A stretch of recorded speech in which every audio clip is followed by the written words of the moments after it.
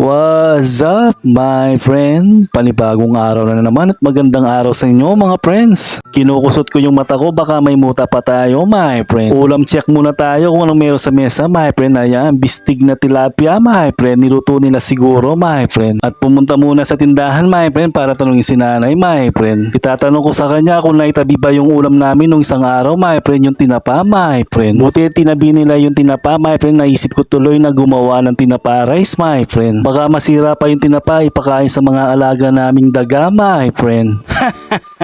At isa na lang pala yung natirang tinapa, my friend. Kahit isang piraso lang siguro, maglalasa naman sigurong tinapa rice, my friend. Tira lang naman.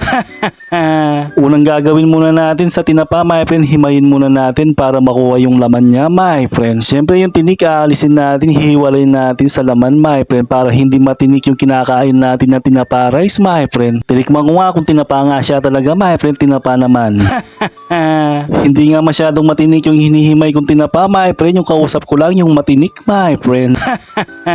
Joke lang. Pagkatapos kunin yung laman at saka himayin yung tinapa, my friend, tignan ba mabuti kung marami pang tinik, my friend. Kung wala na, pwede na yan isalang yan, my friend. Madali lang naman niluto to, my friend. Parang fried rice lang. Tapos maghihiwa tayo ng bawang, my friend. Gusto ko yung marami, parang ganyan lang, my friend. Mas maraming bawang na hinihiwa, my friend, mas masarap siya noon, my friend. Iniisip mo niyan, my friend, anong masarap? Siyempre yung niluluto natin, my friend.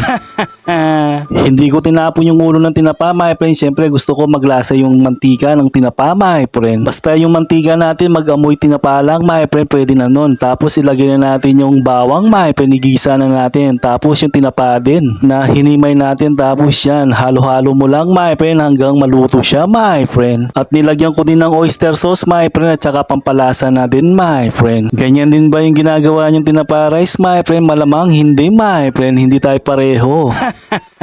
At isasali na natin yung kanin, my friend. Tapos halu-haluin lang natin yung kanin, my friend, para maging tinapa rice, my friend. Ganyan lang kasimple, my friend, yung pagluto ng tinapa rice. Parang ako lang.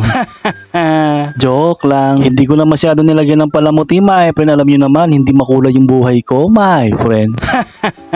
Joke lang. At ito na, tapos na yung tinapa rice natin, my friend. Ayan, nilagyan ko ng design yung ulo ng tinapa, my friend. At bagay na bagay sa niluto nilang bistig na tilapia, my friend. At syempre, masarap naman yung ginawa natin na tinapa rice, my friend. Bagay na bagay sa ulam natin, my friend. Sa susunod na magluluto tayo, my friend, tilapia rice para maiba naman. Hanggang dito na lang muna yung video, my friend. Kaya sige na, mga friends.